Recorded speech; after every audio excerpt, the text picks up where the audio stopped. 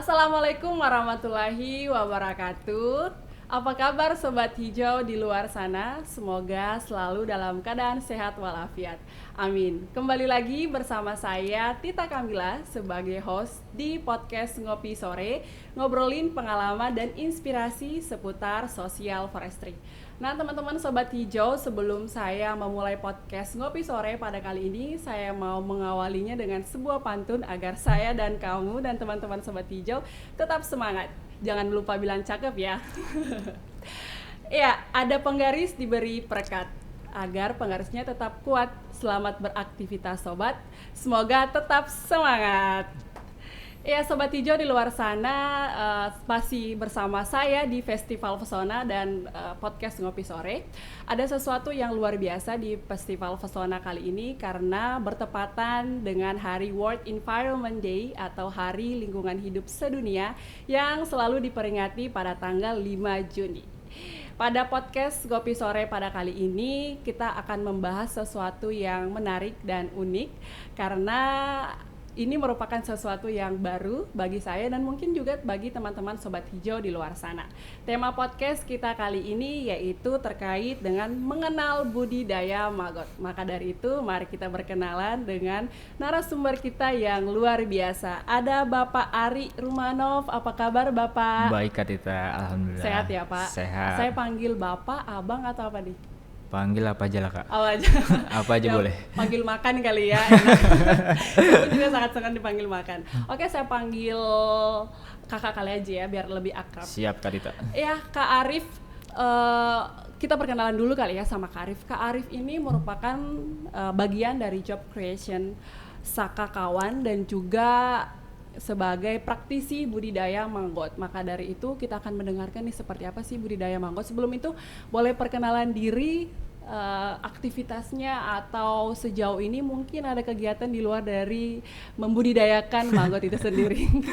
Baik, terima kasih Kak Tita. Ya. Nama saya Ari Romanov Rahman. Oke, saya praktisi pembudidaya maggot.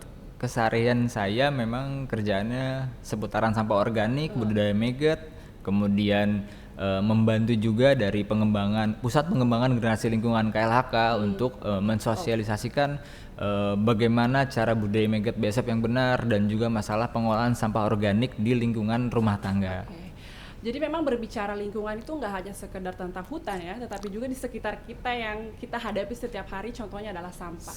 Sudah berapa lama nih udah berkolaborasi Dunia permagotan. Jadi sebenarnya cara ngomongnya itu maggot apa maggot? Harusnya sih maggot ya. Maggot ya. Cuman kan kita sebagai orang Indonesia yang patuh terhadap bahasa. Jadi kita ngomongnya maggot. Iya. Udah berapa lama berkecimpung? Saya mulai dari tahun 2015 Kak. Oh, udah lama. Kurang lebih 8 tahun. 8 tahun. Jadi udah pakem banget. Pakem sih enggak, cuma mengerti lah. Mengerti perasaan dari maggot itu sendiri.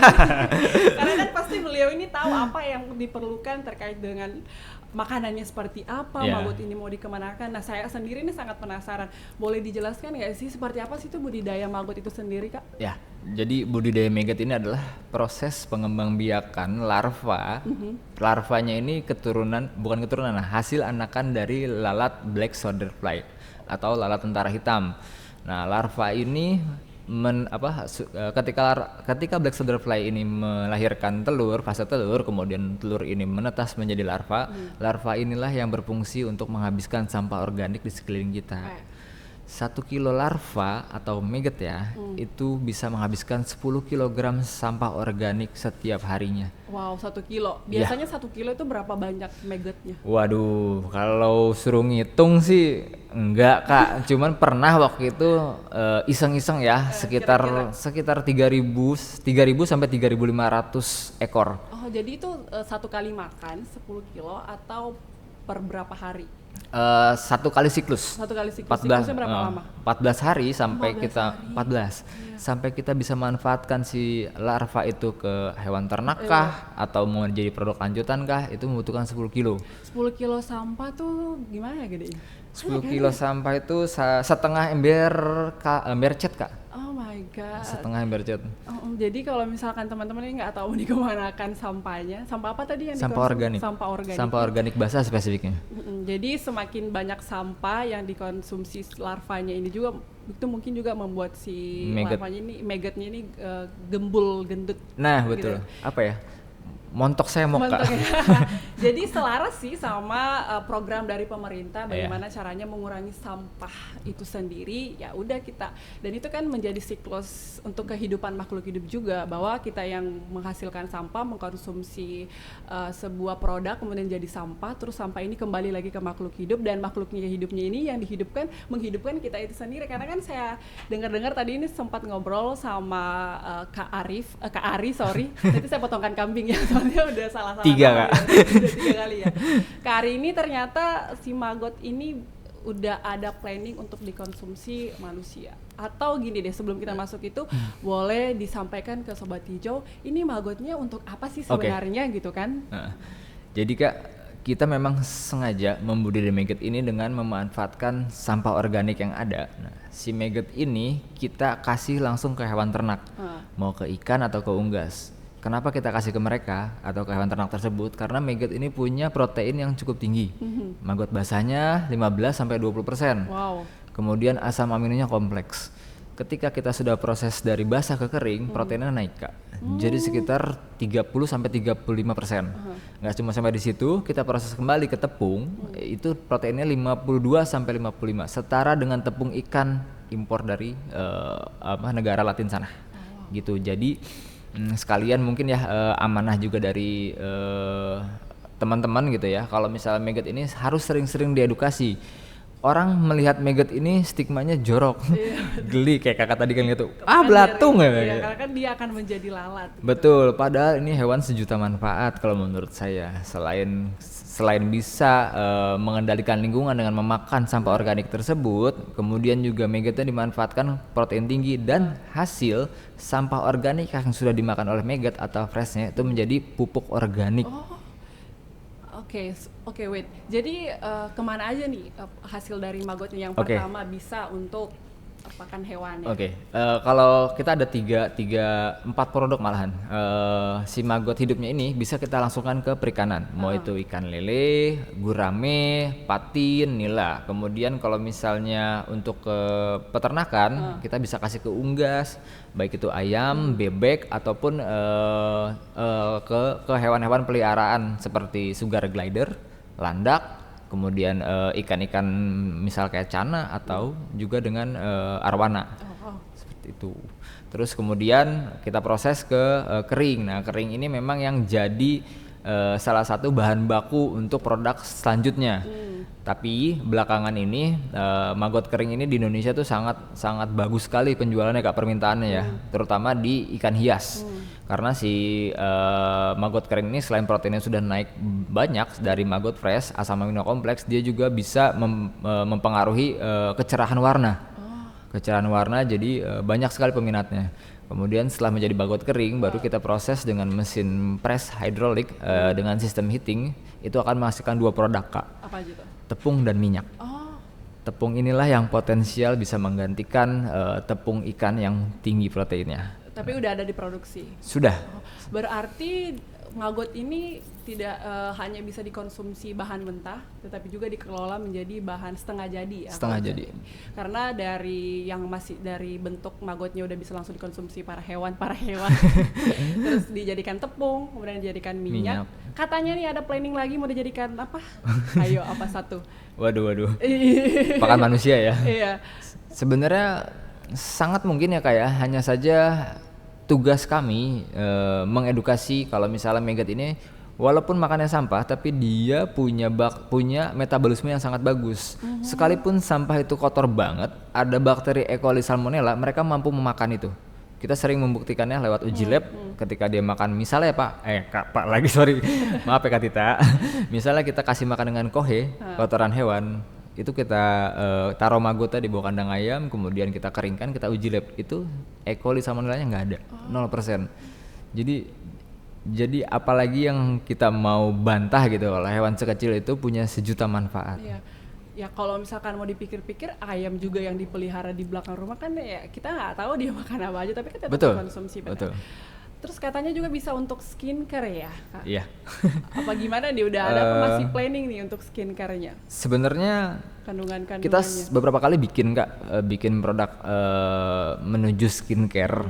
Cuma memang biaya risetnya yang lumayan mahal. Kemudian juga kita juga masih terbentur nih Kak sama bahan baku yang notabene orang-orang melihat tuh itu kan itu kan misalnya skincare bahan bakunya dari maggot untuk kulit atau untuk kecantikan, tapi dari sampah gitu. Apakah nantinya tidak ada virus atau apa segala macam. Nah itu tugas kami untuk merampungkan proyek itu. Riset lagi. Kita tunggu inovasinya. Tapi sebenarnya jangan melihat sesuatu dari masa lalunya nggak sih Kak? Masa lalu. Kita harus melihatnya dari masa sekarang dan masa depan. Karena kan kita nggak tahu ya, maksudnya secara medis juga udah teruji gitu kan, dan udah dikonsumsi banyak orang, apalagi udah ekspor nih tadi ya saya dengar. Jadi luar biasa sekali maggot ini karena tidak hanya dari sisi bisa dikonsumsi hewan, kemudian menjadi sesuatu yang ekonomis, tetapi juga bisa membantu bagaimana sampah-sampah yang tidak kita ketahui mau dikemanakan, ini kita bisa gunakan untuk dikonsumsi maggot itu sendiri agar maggotnya ini bisa montok dan bisa berkembang biak. Nah kalau dari perkembangan biak maggotnya sendiri ini Kak gimana sih? Maksudnya bisa dijelaskan itu dia seperti apa, dia hidup di tempat apa gitu kan, membutuhkan cahaya atau sirkulasi seperti apa yang maggot itu sendiri butuhkan. Baik, jadi si maggot ini cikal bakalnya adalah lalat black cedar-fly atau nama latinnya adalah Hermetia illucens. Oke, sebelum lanjut, apa perbedaan lalat itu sama lalat-lalat yang lain gitu kan? Jangan sampai juga ternyata lalatnya sama atau beda gitu. Oke, kalau secara visual lalat BSF ini lebih mirip lebah. Lebih besar, hampir 3 kali lipat dari housefly atau lalat rumah atau lalat hijau. Boleh teman-teman searching sendiri ya, kemana besarnya. Pasti pasti akan melihat pertama kali BSF itu adalah lebah. Betul. Nah si BSF ini hidup di iklim tropis Kak. Iklim tropis, jadi cocok banget kalau misalnya kita kembang biakan di Indonesia. Betul. Karena negara-negara di Eropa sana berlomba-lomba untuk mengembangkan BSF, tapi mereka terbentur dengan iklim. Betul. Nah, balik lagi tadi ke siklus, si lalat jantan dan lalat betina si BSF kawin. Nah, lalat jantan habis kawin mati. Iya, lalat betina. Kemudian betina bertahan 1 hari untuk proses pembuahan segala macam. Bertelurlah dia. 1 ekor betina itu bisa menghasilkan 400 sampai 900 butir. Ini telurnya. Iya, banyak banget. Habis itu mati. Selang beberapa menit mereka si betina kehabisan energi mati. Tugas kita adalah memelihara anak yatim piatu.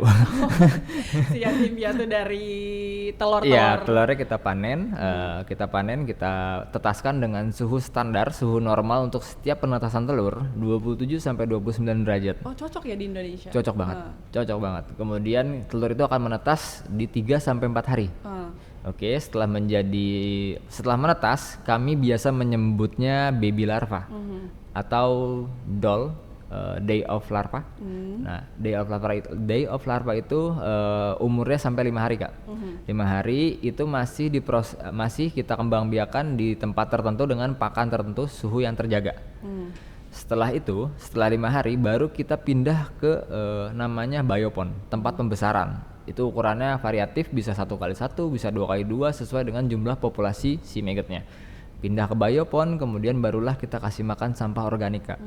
Sampah organik kita beri makan setiap harinya. Kemudian kalau memberikan makan maggot ini harus, kalau saran saya ya bagi teman-teman yang sudah memulai atau ingin memulai, si maggot ini diberikan makan di sore atau malam hari. Karena si maggot ini fotofobia. Dia anti cahaya. Nah, anti cahaya, dia lebih, kalau misalnya ada cahaya dia lebih suka di bawah media sampahnya, dan introvert ya. Introvert bisa. Dia lebih suka di bawah makanan dan metabolismenya terganggu. Oke, lanjut langsung ke beri makan setiap hari. Kita bisa memanfaatkan si maggot itu di usia 14 sampai 18 hari. Ketika lapisan kulit maggot ini kitosannya belum banyak atau belum tebal. Karena jika kita memberikan makannya terlalu tua ke hewan ternak, ikan atau ayam, akan menghambat pencernaannya. Jadi mungkin agak mengeras atau gimana? Betul, kulitnya akan kenyal. Kalau kitin tuh kayak lapisan kuku atau rambut.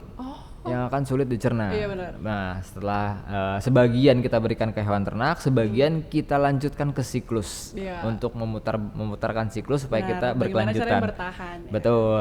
Nah, kemudian dilanjutkan sampai usia 25 hari mereka berubah menjadi warna hitam. Yang biasa kita sebut prepupa. Oh iya. Hitam bergerak. Nah, uniknya adalah ketika mereka sudah menjadi hitam, mereka cenderung menjauhi dari sumber makanannya dan berjalan atau menjauhi dari sumber makan ke tempat yang gelap dan kering. Kenapa seperti itu dia? Karena mereka sudah dirasa mereka ya, insting mereka secara naluriah udah cukup nih makannya gitu. Saatnya gue mau berubah nih. Udah gak butuh lo lagi. Gue udah mau berubah menjadi lalat. Nah, gitu. Setelah jadi prepupa, mereka masih si prepupa ini masih ada satu fase lagi menjadi pupa. Si pupa ini berbeda dengan prepupa. Kalau prepupa ini hitam masih bergerak, sedangkan pupa hitam sudah tidak bergerak. Udah nggak sanggup lagi. Sudah menjadi kepompong kak. Iya, oh ya. Sudah diam mati suri. Iya. Setelah 7 hari baru mereka bangkit lagi menjadi lalat. Stronger gitu. Betul. Mana sampah yang saya mau olah? Iya, yang mana nih kembali lagi? Oke, luar biasa sekali. Aku penasaran nih, sampaikan ke teman-teman Sobat Hijau. Apa sih manfaat secara ekonomi dari memelihara manggot ini? Siapa tahu teman-teman Sobat Hijau tertarik melihat banyak banget sampah di sekitarnya, kenapa enggak gitu kan mengelola maggot itu sendiri. Baik, kalau dari produk ya kak ya, dari maggot ini jelas kita punya nilai jual, apalagi sampahnya kita kolek secara gratis. Itu harga maggot freshnya atau maggot hidupnya di 4.000 sampai 7.000 per kilogram. Per kilo? Betul. Ratusan ya itu ya? Kenapa kak? Jumlah maggotnya ratusan per kilo. 1 kilo itu ya tadi saya bilang bisa sampai 3.000-an. Oh 3.000-an. 3.000-an. Oke. Kemudian nilai ekonomi yang keduanya lah setelah kita lanjutkan ke proses kering. 1 kilonya itu bisa mencapai 40 sampai 60.000 per kilo. Oh makin banyak karena kan ini. Betul, karena ada proses penyusutan. Iya. 1 kilo kering itu dihasilkan dari 3 kg basah. Kemudian kita proses lagi menjadi tepung. 1 kilo tepung itu 50 sampai 60.000. Wow. Nah, minyaknya 60 sampai 100.000, Kak. Ih, mahal guys. Itu baru dari produk, Kak. Ya, benar-benar. Gimana kalau semua teman-teman berpikir, ini produk ada terus kita mau ngelola tapi dibayar. Banyak kan jasa-jasa pengelolaan sampah gitu kan. Mereka kolek entah itu transport atau tipping fee, sampahnya dapat secara gratis bahkan dibayar, sudah pasti di budidayanya profit kak. Iya, karena kan nggak hanya bisa dikonsumsi maggot, tapi kan juga hasil yang dikonsumsi maggot ini bisa jadi pupuk. Betul, ya pupuknya kan? Juga punya nilai Double ekonomi. kill nggak tuh dapat duitnya? God like kak. Saya tertarik ya, good luck ya guys. Oke, luar biasa sekali ya informasi yang diberikan dari kakak ya. Kakak Ari ini. Aku boleh nambahin kak? Oh boleh. Jadi kan aku ini benar-benar dibina dari Pusat Pengembangan Generasi Lingkungan. Mereka ini selalu mengadakan BIMTEK di setiap daerah kak, menginfluence masyarakat. 34 provinsi di Indonesia. Saat ini mereka fokus di Jawa, Pulau Jawa.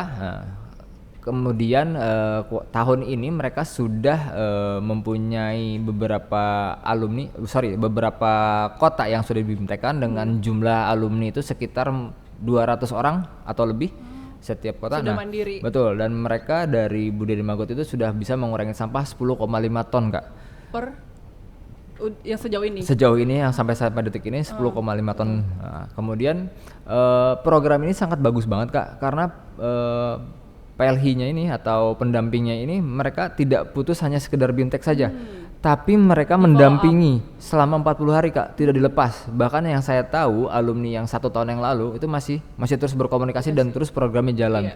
Jadi kalau boleh kak, Kementerian Lingkungan Hidup dan Kehutanan juga ikut menyoroti atau mungkin bisa dimasifkan lagi programnya PPGL KLHK kak, karena memang beberapa kali kita mau misal dari masyarakat nih kalau ketika dibantu kan setelah kita kasih maggot, mereka akan berinovasi tapi mereka mentok di dana pendanaan segala macam gitu. Mereka nagihnya ke PPGL KLHK. Mudah-mudahan dengan ada podcast ini saya bisa ikut membantu kekurangan dari timnya PPGL KLHK kak, seperti itu. Terima kasih. Semoga didengar ya dan segera direalisasikan apa kebutuhan dari para teman-teman yang di lapangan. Amin.